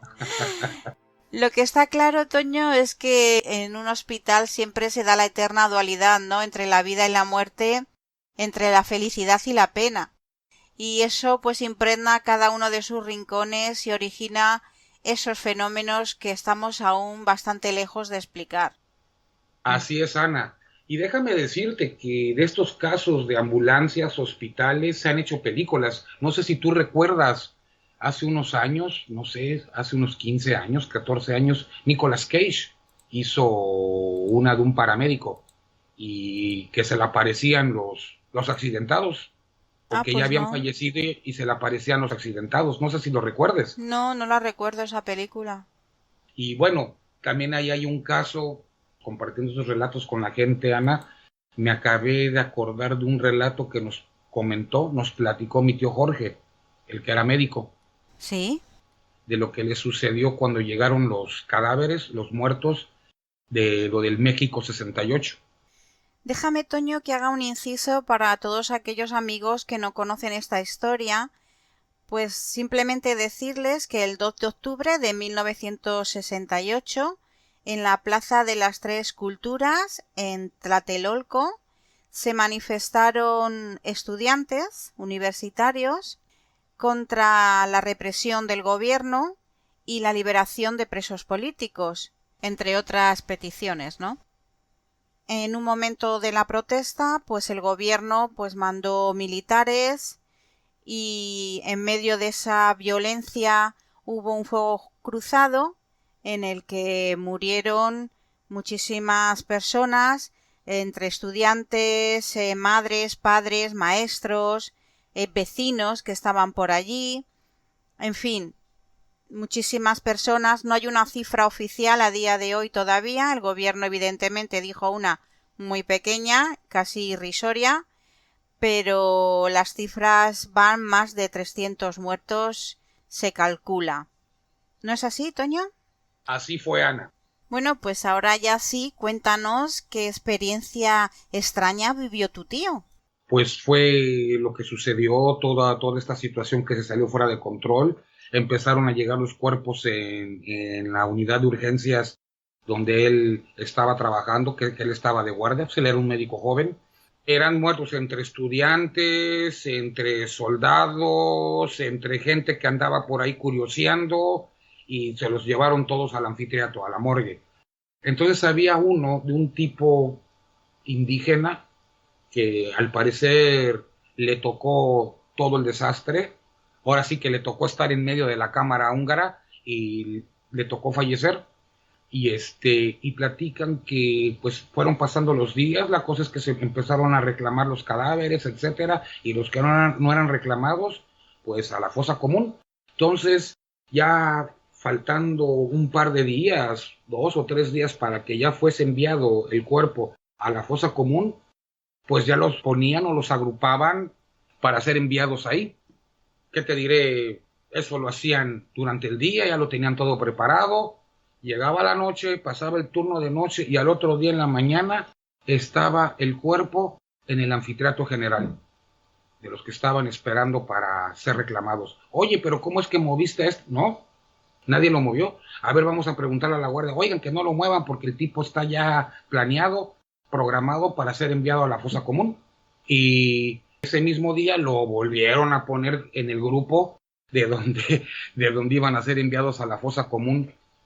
Pasó la noche y al siguiente día, cuando en teoría ya iba a ser enviado a la fosa común, apareció de nuevo en el anfiteatro, ahí general, en espera. ¿Pero quién movió el cadáver? No, pues no sabemos. No se oyó nada, no se escuchó nada. Y habrá pasado un par de horas que estaban averiguando y llegaron sus familiares a reclamarlo. Fíjate. Que se enteraron y llegaron, eran de un poblado lejano a la ciudad, gente indígena humilde de la sierra, que supieron de lo que sucedió y querían ver si estaba bien su familiar. Y pues aquí la moraleja es de que no, el muertito los estaba esperando a que lo reclamaran y no ser enviado a la fosa común. Es lo que se cree, ¿no? Madre mía. Interesante, ¿no? Pues sí, impresionante, la verdad. 2 veces se movió, o sea, el tipo yo creo que se paró, salió caminando, no, yo aquí no voy, no, yo me voy a acostar de nuevo a las planchas normales. Sí, claro, estaba esperando a su familia. Es que Sabía que llegaban. Es que todo fue muy, pues yo diría que casual, porque no, este ya va a ser enviado a la fosa común, y al otro día amanece de nuevo en el anfiteatro general. No, va de nuevo y amaneció y al poco tiempo llegaron los familiares a reclamarlo. Fíjate. Qué impresionante. Madre mía. Me acordé. Bueno, pues después del asombro, tras escuchar esta experiencia vivida por este familiar de Toño, nosotros continuamos con más contenidos aquí en la Bitácora del Miedo.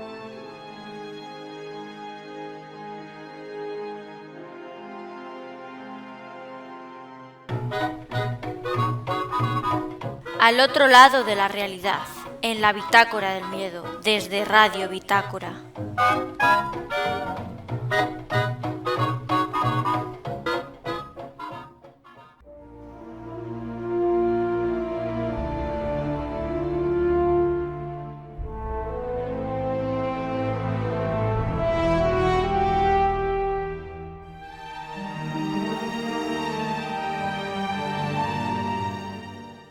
Toño, tú y yo tenemos pendiente hacer el Camino de Santiago, ¿verdad? Así es, esa es la idea, Anita, y vas a ver que pronto va a ser. Te tomo la palabra, mira, delante de muchísimos testigos, ¿eh? Claro que sí. Bueno, pues a lo largo del camino, pues han producido mitos y leyendas, porque desde los inicios de la peregrinación a Santiago de Compostela, pues estos mitos y leyendas han trascendido entre las diferentes generaciones de peregrinos y se han llegado a convertir en historias realmente sorprendentes que alientan pues a esos peregrinos, ¿no?, llegados de todo el mundo en esas duras etapas que hay que hacer pues durante esa ruta jacobea. Así que he pensado que esta noche vamos a traer a nuestros amigos oyentes todas estas leyendas, considerándolas como una parte más de la preparación que cada peregrino debe seguir para embarcarse pues en esta aventura de recorrer alguna de esas rutas que conducen hasta la capital gallega. Así es, Ana. Y por ejemplo, y aquí nos podemos ir a la primera leyenda, la famosa leyenda de Fuente Reniega, que es una leyenda vieja del Camino de Santiago, y esta fue recogida por Juan Ramón Corpas en el libro Curiosidades de Navarra, y en la cual dice que en una fuente situada en un monte cercano a Astrain, le estoy dando la pronunciación española, se apareció el diablo con forma de apuesto joven para interrumpir la subida de un sediento caminante que escalaba el puerto en pleno verano. El diablo le ofreció la posibilidad de refrescarse y beber, con la única condición de que debía renegar de Dios. Evidentemente el peregrino rehusó tal oferta. Entonces el demonio, ante la negativa del romero, volvió a tentarlo, sugiriendo que bastaba con renunciar a la Virgen María para recibir el preciado líquido. El joven tampoco aceptó tal condición. El demonio intentó por tercera vez convencer al peregrino, exigiéndole que renunciase al apóstol Santiago para poder calmar su sed. Como era de esperar, el joven volvió a renunciar y comenzó a rezar, encomendándose a las alturas. Como resultado de este acto de fe, el demonio se esfumó, dejando tras de sí una enorme nube de azufre, y en su lugar apareció la cristalina fuente, donde el romero pudo al fin saciar sus ganas de beber. Pues muy bonita esa leyenda de la Fuente Reniega, sobre todo porque ya sabemos de dónde viene el nombre, de ese renegar que tuvo el romero, ¿no? Hacia Dios, la Virgen y después hacia el apóstol. Es lo primero que me vino a la mente, al decir reniega, bueno, que es muy rezongón o se la pasa renegando, ¿no? Un renegón, ¿no? Como decimos. Pues también tenemos la leyenda de San Virila, y es porque el abad de San Virila le atormentaba pues desde hacía mucho tiempo la idea de la eternidad, hasta el punto de rogar a Dios que le ilustrase sobre este misterio. Una tarde primaveral, como era habitual en él, salió a pasear por la Sierra del Eire.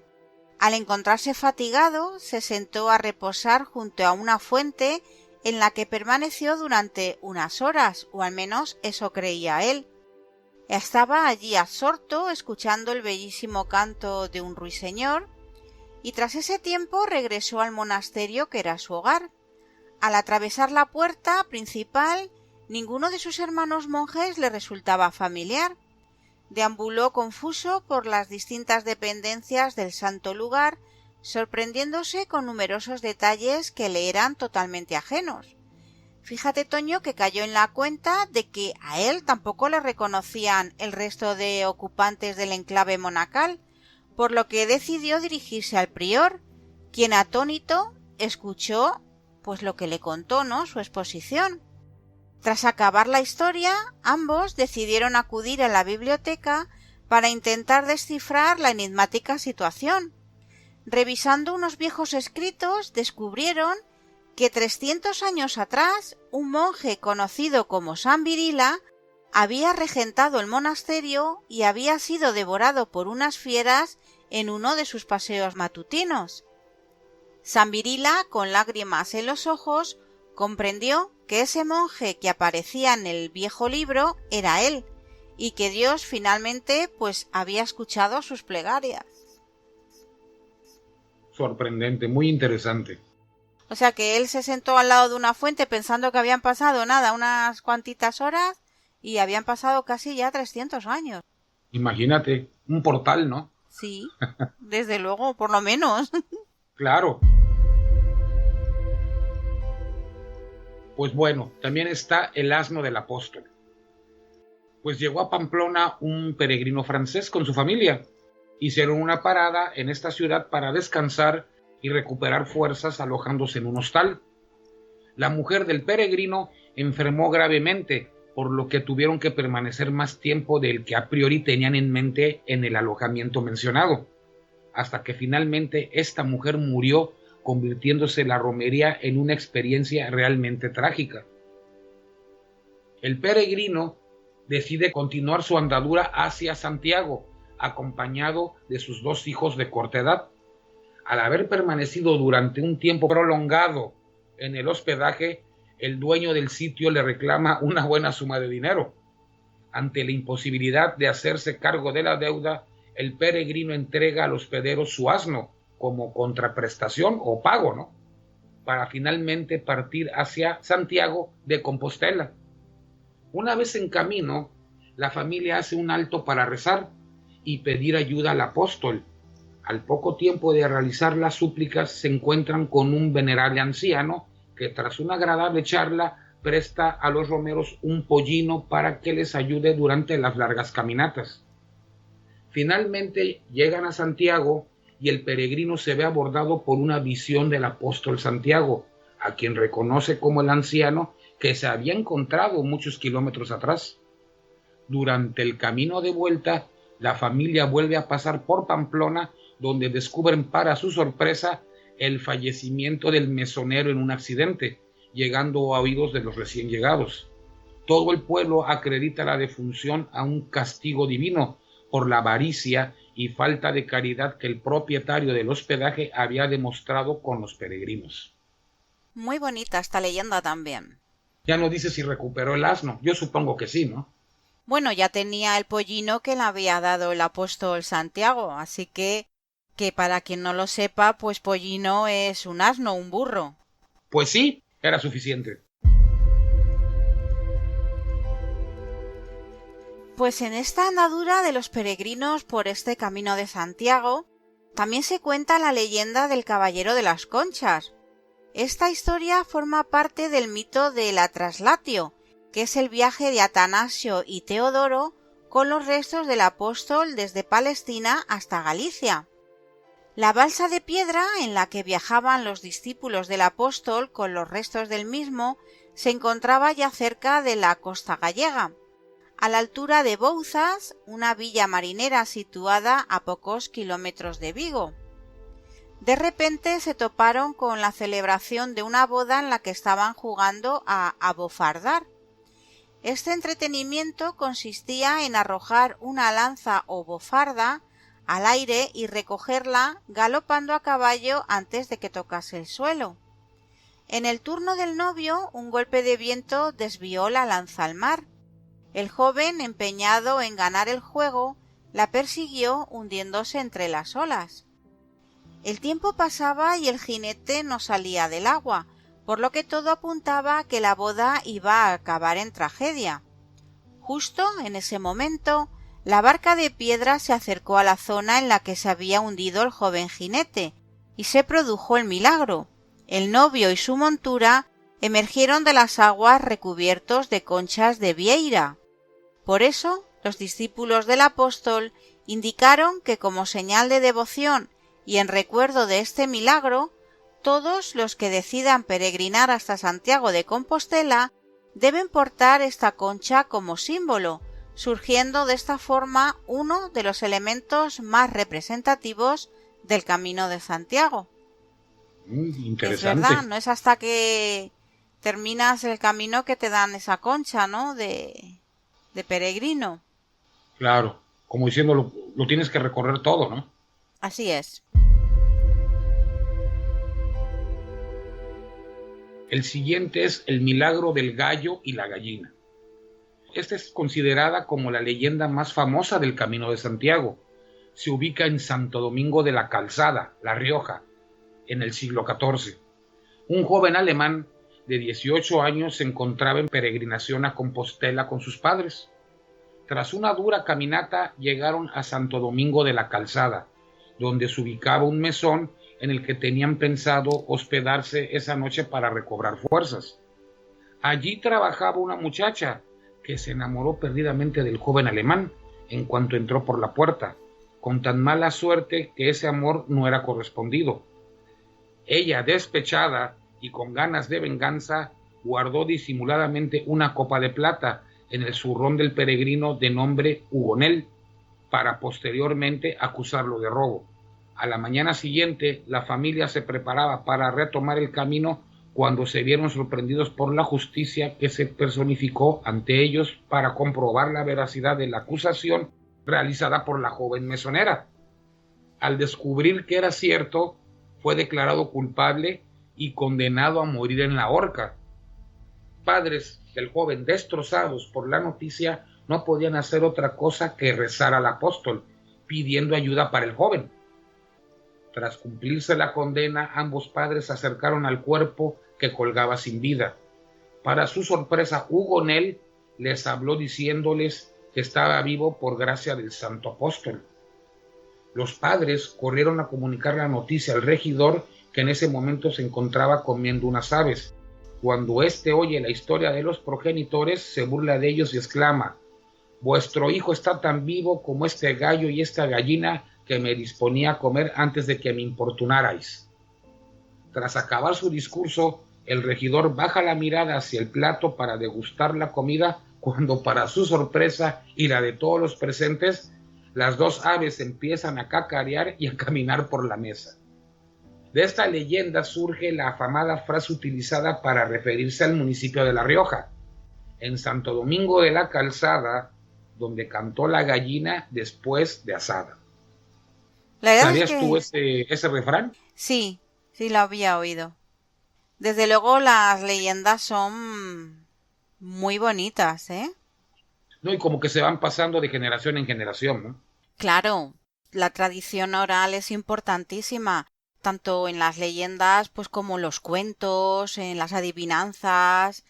Yo creo que desde los trovadores de antaño pues hasta los abuelos, ¿no?, de hoy en día, que las siguen contando de unos a otros y ahí siguen, ¿no?, por cientos y cientos de años transmitiéndose de boca en boca, ¿no?, de padres a hijos, y por eso llegan, ¿no?, hasta nuestros días, de generación en generación. Es increíble, la verdad. Pues vamos a continuar, Toño, con este bonito recorrido por este Camino de Santiago y estas hermosas leyendas que tenemos a lo largo de él.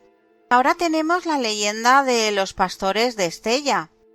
En la localidad de Estella, en Navarra, localizada en pleno Camino francés, se encuentra la Basílica de Nuestra Señora del Puy, que acoge una imagen sedente de la Virgen de Puy, patrona de esta localidad. La leyenda relata el porqué del levantamiento de esta basílica. Cuenta la leyenda que una noche del año 1085, un grupo de pastores, encontrándose reunidos con sus ovejas en la falda del monte Puy, vieron cómo varias estrellas del cielo caían sobre la cima del monte. Se acercaron al lugar y descubrieron una cueva que en su interior contenía una imagen de la Virgen. Inmediatamente después del descubrimiento se dirigieron a avisar al sacerdote de su parroquia. El párroco y un grupo de gente de la localidad se dirigieron a la zona relatada por los pastores, y allí, ante su asombro, encontraron la imagen de la Virgen. Su intención era moverla del lugar y llevarla hasta la parroquia, pero, sorprendentemente, no pudieron moverla ni un solo centímetro del sitio, como si alguna fuerza divina la mantuviera fija en el lugar. Ante este suceso tomaron la decisión de dejarla allí y construir un santuario a su alrededor. Años después, el rey navarro Sancho Ramírez fundó la localidad de Estella para proteger el santuario y a los peregrinos del Camino de Santiago que decidían viajar por esa ruta. Qué interesante. Excelente. Sí, me gustó la leyenda esa. Pues todo encaminada a la cuestión de la fe, ¿no? Muy trascendente. Sí. Y muy parecida a tantas historias que hay sobre las apariciones de vírgenes, por ejemplo aquí en España, encontradas por casualidad, pues por animales o incluso pues por pastores, ¿no? Se dice que se dio mucho el esconderlas durante la Edad Media, pues para protegerlas de la dominación musulmana, incluso también durante las guerras napoleónicas y ya en menor medida cuando la Guerra Civil Española, ¿no? pero sí que es verdad que la lista es bastante larga de vírgenes españolas encontradas que luego se les ha creado un santuario en el lugar donde fueron halladas. Sorprendente, muy interesante. Pues bueno, está la leyenda del Chori. Esta historia data de principios del siglo XIX. Cabe destacar que la palabra Chori proviene de la voz vasca pájaro.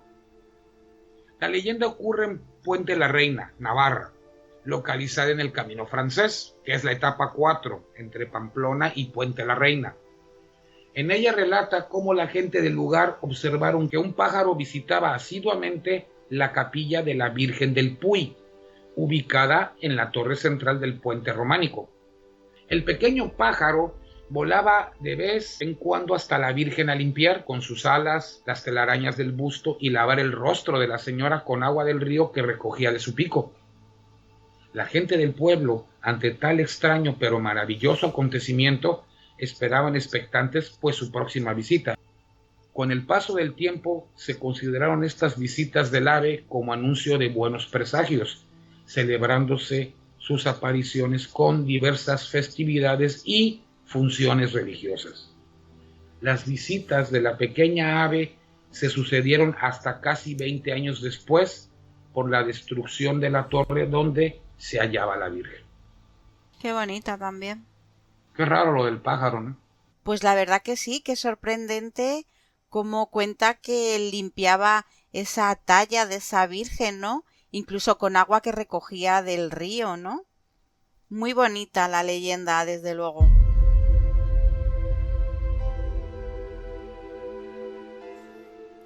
Continuamos con estas leyendas que todo peregrino pues debería de saber a su paso por estos mágicos lugares.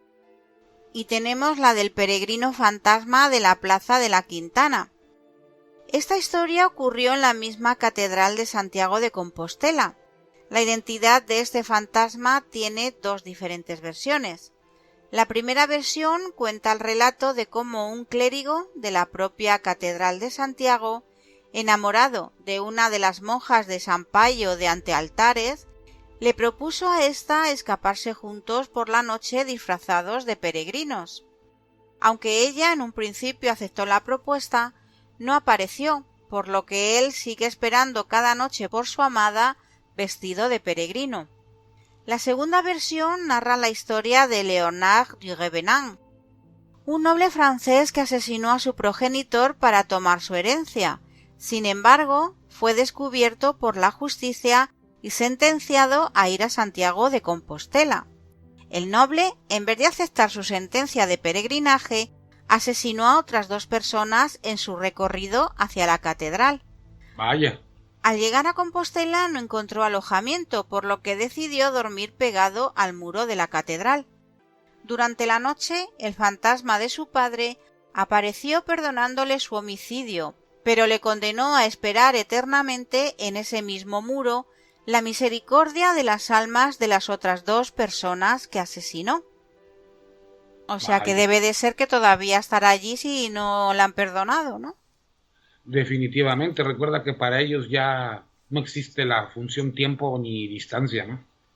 Bueno, pues habrá que tener cuidado con esos peregrinos que nos encontremos en esa catedral de Compostela, porque quizás alguno de ellos sea este noble francés condenado a estar ahí hasta que sea perdonado por aquellos a quienes asesinó.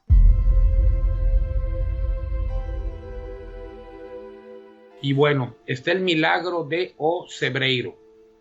Uno de los testimonios clásicos del padre Yepes, cronista benedictino, narra los hechos acontecidos en O Cebreiro, localizada en pleno Camino Francés, en los que menciona cómo aproximadamente en el siglo XV un habitante de Barça Mayor subía todos los días a escuchar la misa a O Cebreiro. Da igual las condiciones del clima, que nunca faltaba, y fue así como un día de mucha nevada el hombre peleó con la nieve hasta llegar finalmente a la iglesia.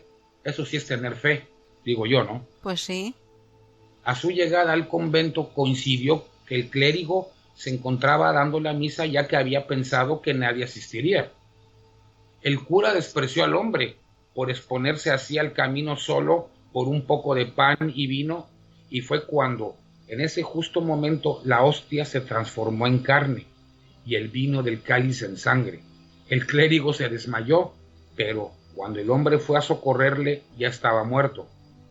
Tiempo después, los reyes católicos viajaron al lugar tras haber escuchado el milagro, y una vez allí donan el relicario, guardándose hasta nuestros días. Estamos hablando de un relicario de 600 años. Sí, más o menos. Debe de tener eso. Fíjate que me ha hecho recordar el monasterio de la Encarnación, de unas monjas agustinas que hay ahí en Madrid, en la plaza del mismo nombre, la Plaza de la Encarnación.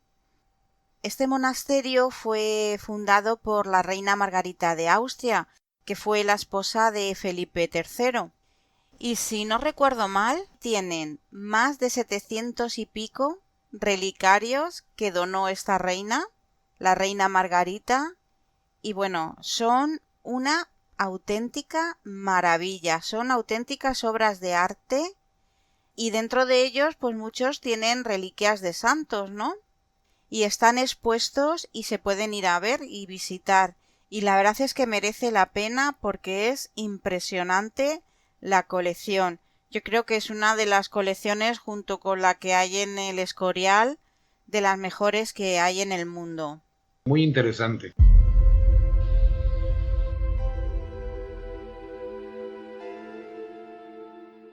Bueno, y vamos a terminar este recorrido que hemos hecho por este Camino de Santiago con esas leyendas que aguardan a los peregrinos pues en muchas de esas rutas que van haciendo.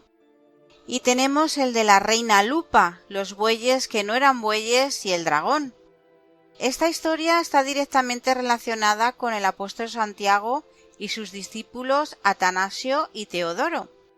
Cuenta la historia cómo los dos discípulos llegaron a Iraflavia, ubicada en Padrón, en pleno camino portugués, con el objetivo de enterrar al apóstol.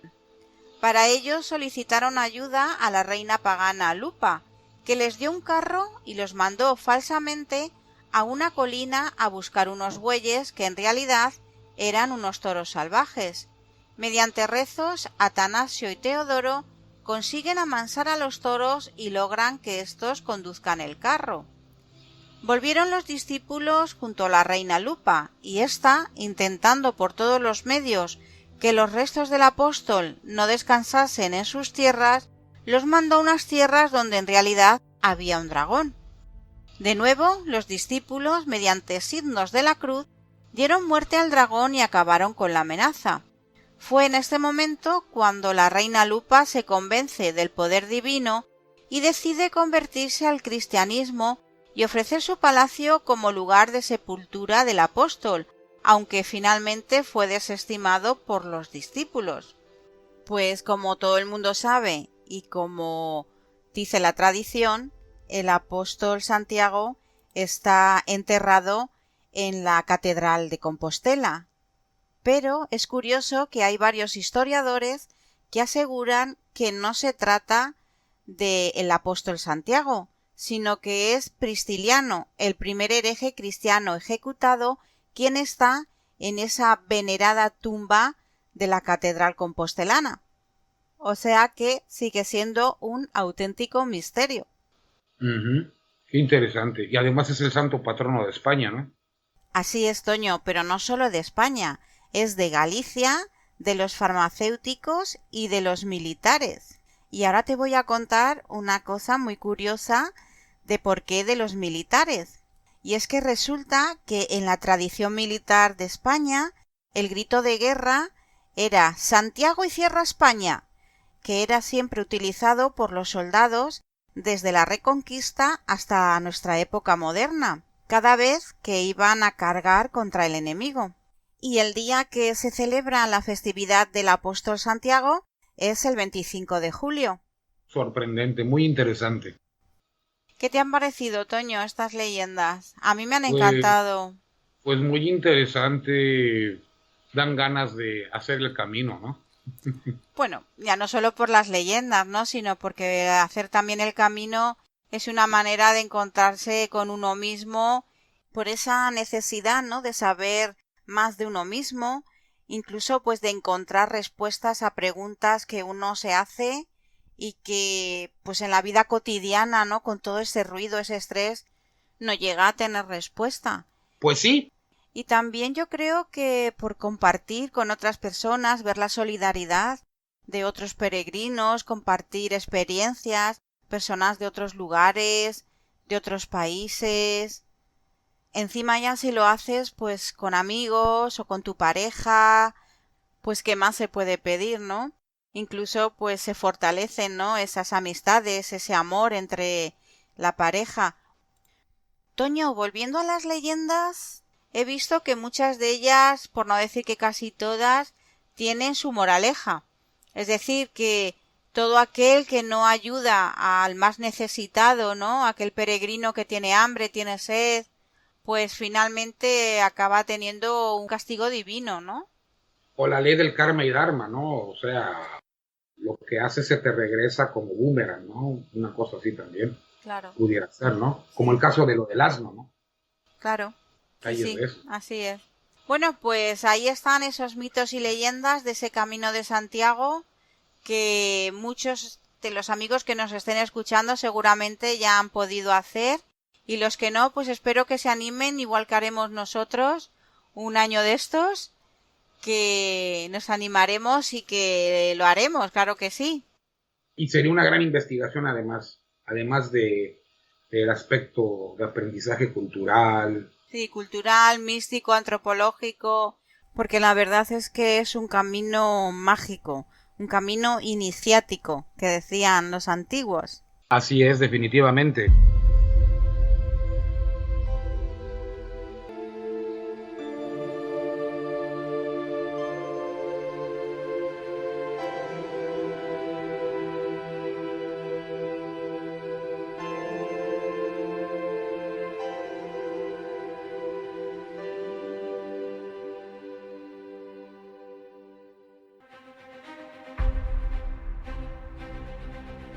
Al otro lado de la realidad, en la Bitácora del Miedo, desde Radio Bitácora.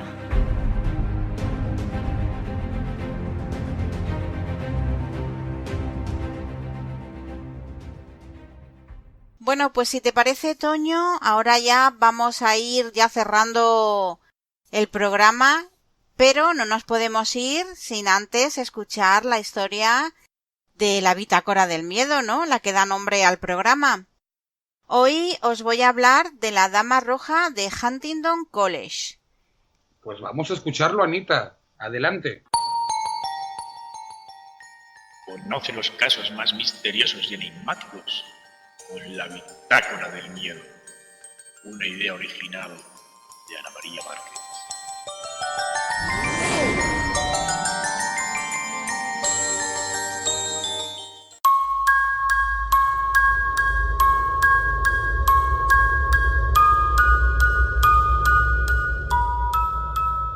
Hola amigos, hoy os traigo el caso de la Dama Roja de Huntingdon College. La Dama Roja de Huntingdon College es un fantasma que se dice que ronda el antiguo dormitorio de Pratt Hall en Huntingdon College en Montgomery, Alabama.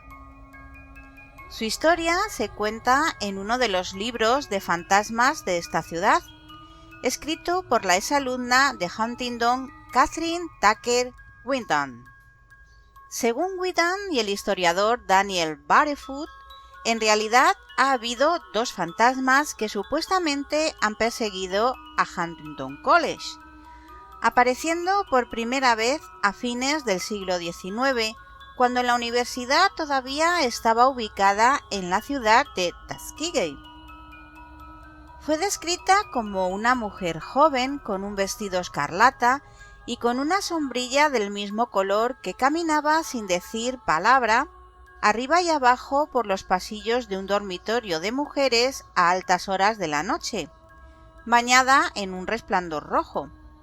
Esta aparición, según esta exalumna, finalmente salió de la residencia y desapareció de la vista cuando pasó por una puerta de salida al exterior.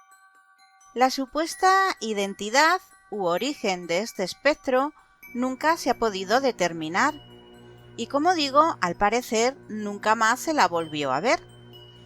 La segunda dama roja era una exalumna llamada Marta que había venido de mala gana a Huntingdon desde New York, porque su abuela había asistido a Huntingdon cuando estaba en Tuskegee. Marta no quería ir a Alabama, pero la fortuna de su padre era grande y ella conocía su profundo amor por su estado natal. Marta, según la leyenda, iba vestida de rojo cuando llegó y trajo con ella hasta unas cortinas rojas para las ventanas y una colcha del mismo color para su cama, junto con otros accesorios del mismo color. Aunque muchos de sus compañeros de estudios le pidieron que explicara su aparente obsesión por el color rojo, Marta nunca la explicó. Siendo una joven extraña y tímida, además de infeliz, estaba en un entorno desconocido en el que se le hacía muy difícil hacer amigos entre los estudiantes. Por su parte, los demás compañeros sintieron que ella era diferente a ellos y al enterarse de que era rica, confundieron esa timidez con desdén. Así que Marta se sentaba sola y separada de ellos en el comedor, y rara vez hablaba con su compañera de cuarto. Cuando otras chicas iban a su cuarto a visitarla, ella parecía tan fría y antipática que finalmente dejaron de ir a visitarla. A decir verdad, muchas de ellas solo habían ido por curiosidad al ver la alfombra roja que Marta había comprado en Turquía y las extrañas figuritas rojas que tenía por todas sus estanterías. La compañera de cuarto de Marta finalmente encontró la situación insoportable y preguntó a la directora de Huntingdon College si podía mudarse. Esta accedió y puso a otra persona en la habitación con Marta, quien se volvió cada vez más distante e irritable.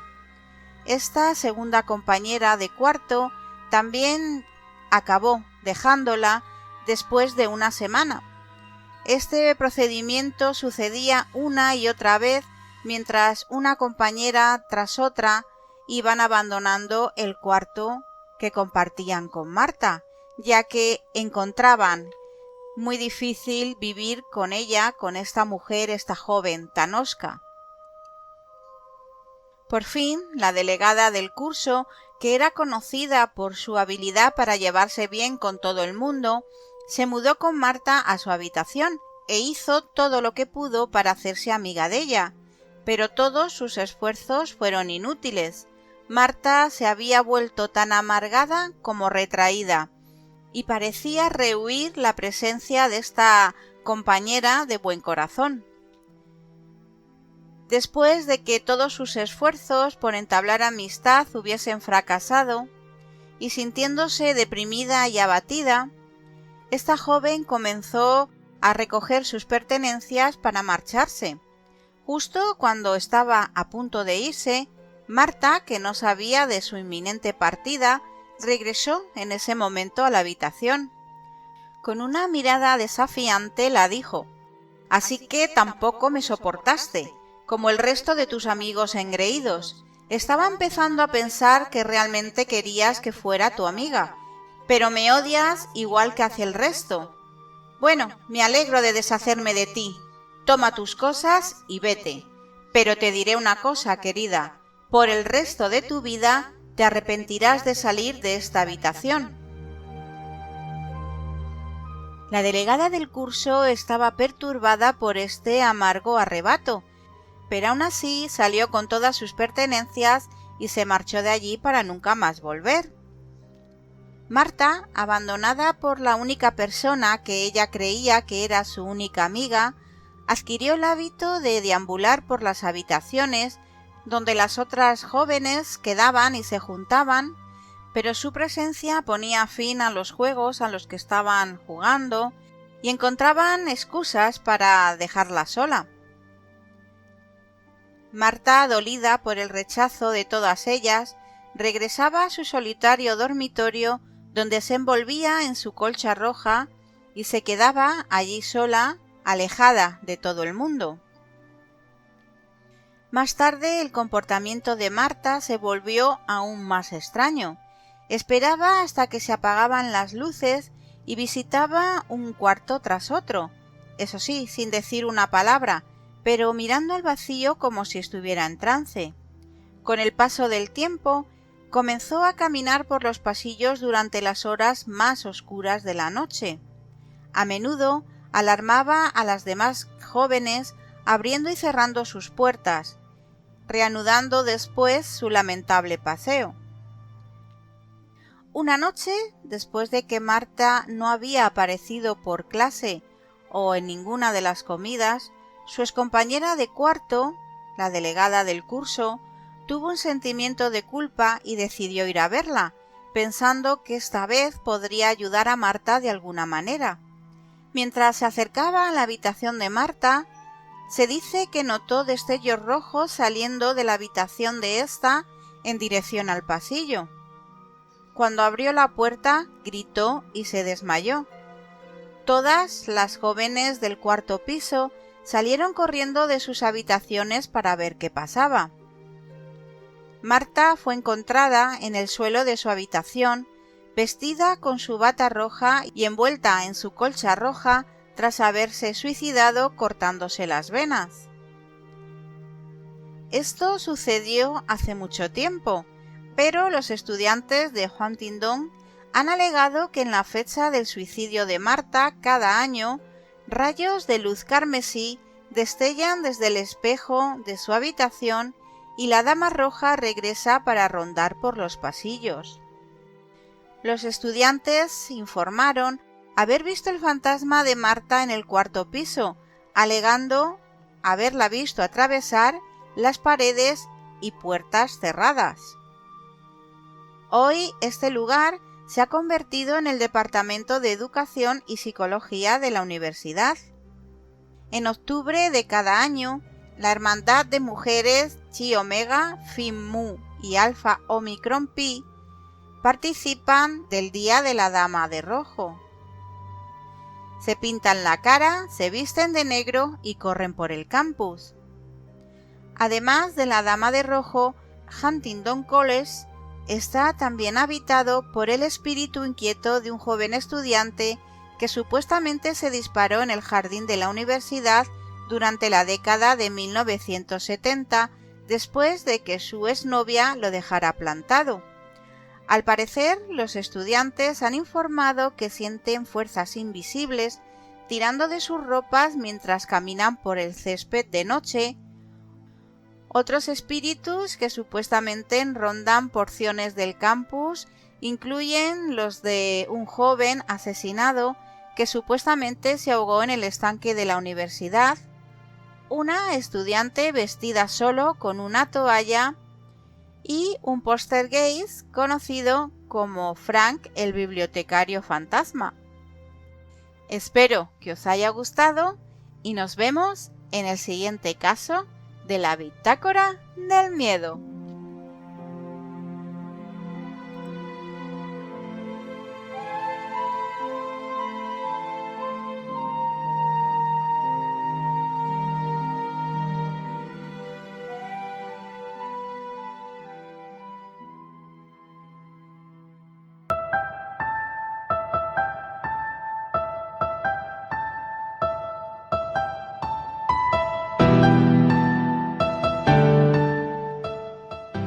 Pues llegamos, Toño, al final de esta travesía por el misterio que hemos realizado en el programa de esta noche. Así es, Anita, y ha sido un auténtico placer estar otro programa más compartiendo contigo, con todos nuestros amigos los oyentes, historias fantásticas, leyendas. Esta ha sido una gran noche y pues les deseo lo mejor a todos, muy buenas noches y hasta el próximo programa. Qué rápido se me ha pasado. Cuando se está tan a gusto y disfrutando de cada historia es lo que tiene, ¿no? Que el tiempo vuela. Pero bueno, dentro de nada estamos de nuevo con más historias. ¿En dónde, Toño? En la Bitácora del Miedo.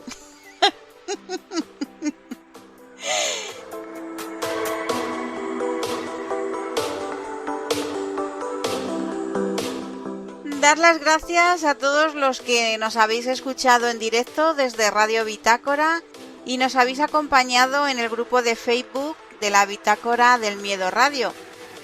A todos los que nos escucharéis después desde las plataformas de iVoox y de YouTube.